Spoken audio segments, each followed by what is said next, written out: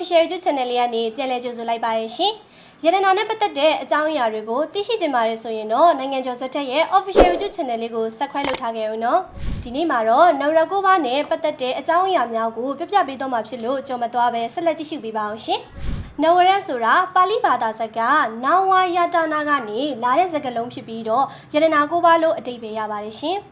နဝရကိုပါမှာဘာတွေပါလဲဆိုရင်စိန်ပလဲကြောင်ဂေါ်မိတ်မြဥတ္တဖယ